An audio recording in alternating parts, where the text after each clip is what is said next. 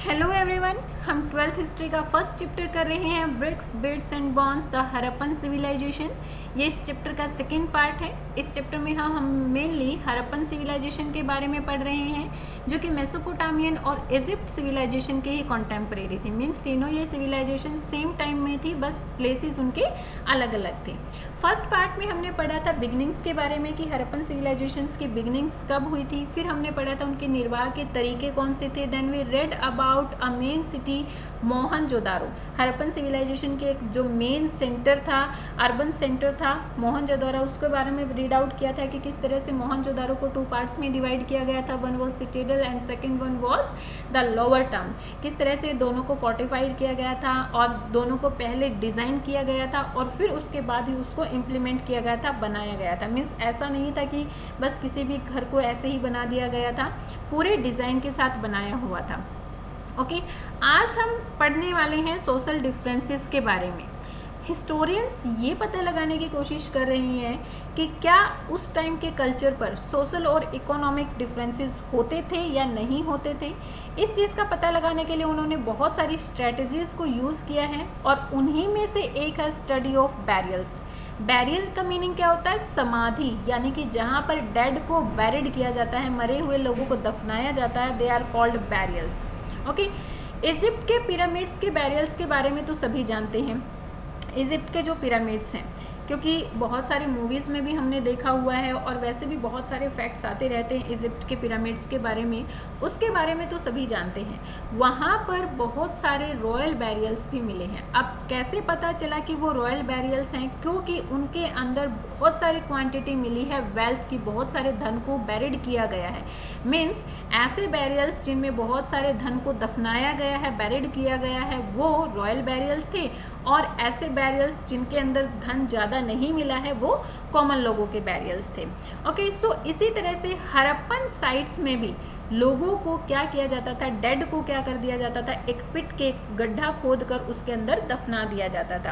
अब जो है हिंदू में क्या होता है, हिंदू रिलीजियस में लोगों को, मरे हुए लोगों को जला दिया जाता है, बट मुस्लिम्स और जो क्रिश्चियंस होते हैं वो मरे हुए लोगों को क्या करते हैं? दफनाते हैं।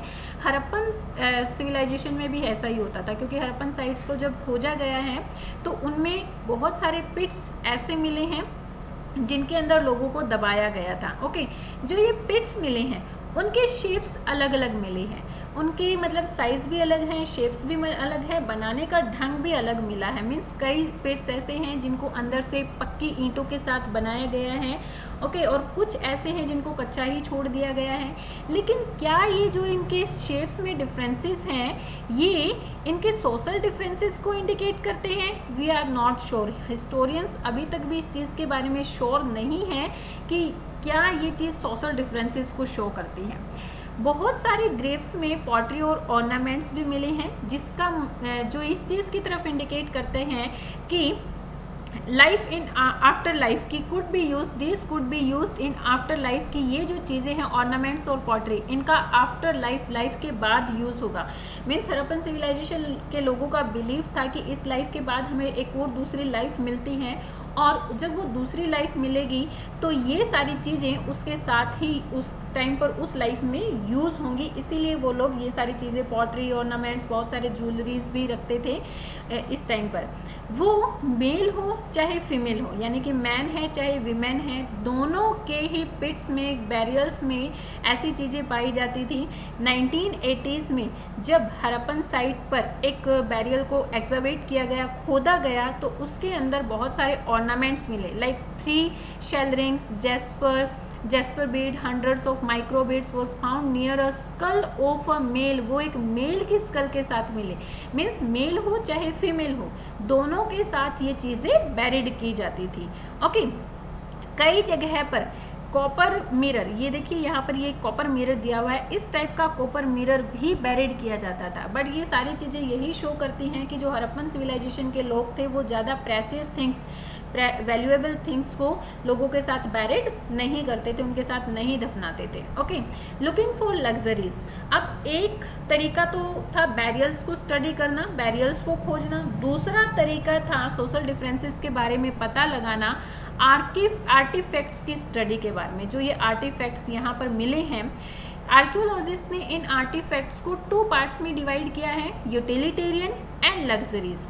यूटिलिटेरियन में वो ऑब्जेक्ट्स हैं जो डेली यूज़ किए जाते हैं, like querns, pottery, needles, flesh rubber. Means querns क्या होती है? चक्कियाँ, चक्की हैं, पॉटरी हैं, नीडल्स हैं, ये डेली यूज़ के जो ऑब्जेक्ट्स थे, ये ऐसे ऑब्जेक्ट्स थे जो कि उसी प्लेस पर मिलने वाले मटेरियल से बनाए जाते थे, जैसे सैंड से बना दिए हैं और रॉक से बनाए हैं, ठीक है। सो ये ऐसे मटेरियल थे, इनको यूटिलिटेरियन कैटेगरी में रखा है। जो सेकेंड कैटेगरी है लग्जरीज, लग्जरीज में ऐसे ऑब्जेक्ट्स को रखा है जिनको दूर के प्लेसेस से लाया जाता था या फिर जिनको बनाने के लिए कॉम्प्लिकेटेड टेक्नोलॉजीज का यूज़ किया जाता था।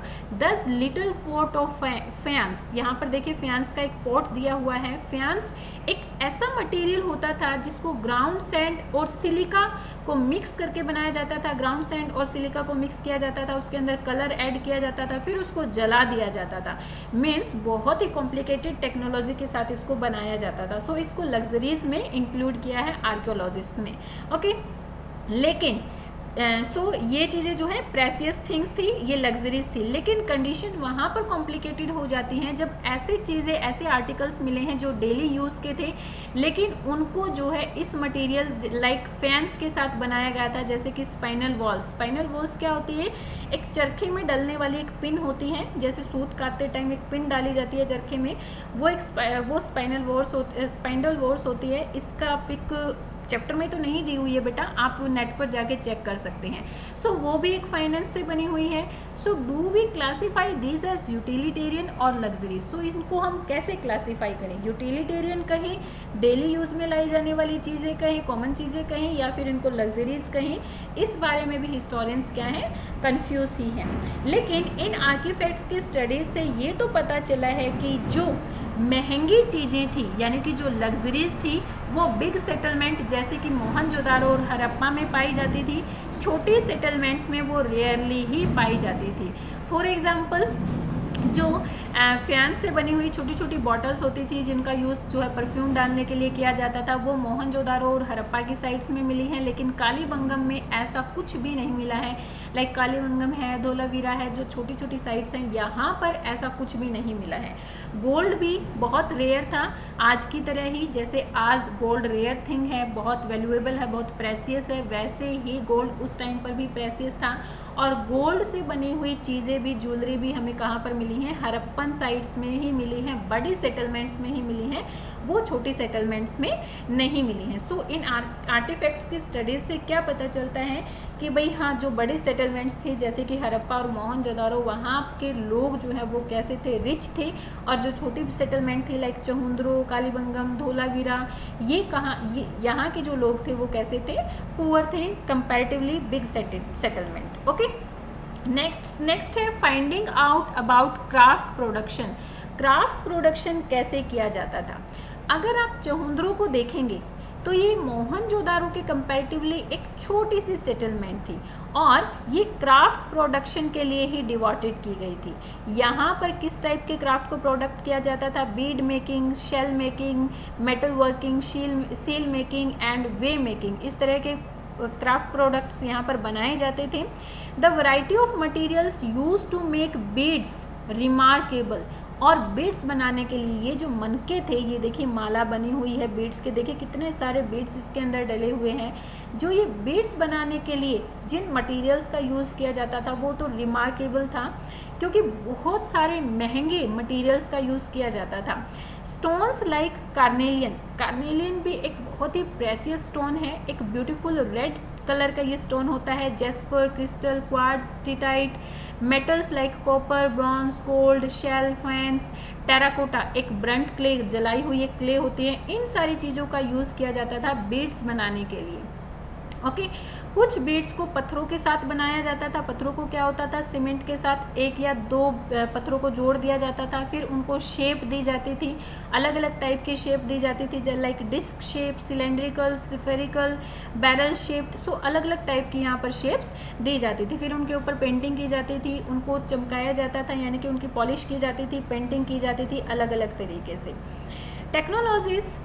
Techniques for making beads different according to the material के अकॉर्डिंग बीड्स को बनाने की जो टेक्निक्स थी वो चेंज हो जाती थी, यानी कि पत्थर से अगर बीड्स बनाए जाते थे तो उसके लिए अलग टेक्निक होती थी। स्टीटाइट क्या होता था, एक बहुत ही सॉफ्ट स्टोन होता था, इससे अगर बीड्स बनाए जाते थे तो उसके लिए एक अलग टेक्निक का यूज़ किया जाता था। किस तरह से बनाया जाता था स्टीटाइट से पत्थर, स्टीटाइट से बीड्स? स्टीटाइट एक स्टोन बहुत ही सॉफ्ट स्टोन होता था। पहले इसको पाउडर के फॉर्म में बनाया जाता था और फिर इसको जो है जिस जोन सी शेप इसको देनी होती थी उसी टाइप के मोल्ड्स में इसको डाल दिया जाता था। आर्कियोलॉजिस्ट आज भी पजल्ड हैं कि ये जो एनिशिएंट टाइम में जो छोटे छोटे ये जो बीड्स मिले हैं, ये देखिए बेटा बहुत छोटे बीड्स हैं, इन बीड्स को बनाने के लिए किस टाइप की टेक्नोलॉजीज़ का यूज़ करते थे, इस चीज़ के लिए आज भी हमारे आर्कियोलॉजिस्ट पजल्ड हैं। Okay, archaeologist experiments have revealed that red colour of carnelian, जो ये कार्नेलियन का रेड कलर, कार्नेलियन जो एक मटेरियल था वो obtained by firing the yellowish raw material and beads at various stages of production.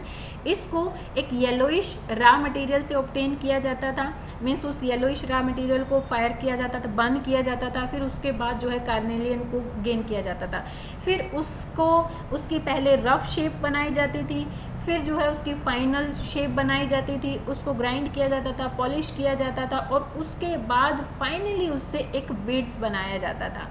Chanhudaro, Lothal और धोलावीरा में बहुत सारी ऐसी ड्रिल्स मतलब जिसका यूज़ जो है छेद करने के लिए किया जाता है, जिस मशीन का, बहुत सारी मशीन्स जो हैं इन साइट्स पर चहुंद्रो, लोथल और धोलावीरा में मिली हैं। अगर आप नागेश्वर और बालाकोट को देखेंगे मैप में जाकर, मैप को चेक करना बेटा, और मैप में अगर आप नागेश्वर और बालाकोट को देखेंगे तो ये जो दोनों सेटलमेंट्स थी वो सी कोस्ट के पास थी।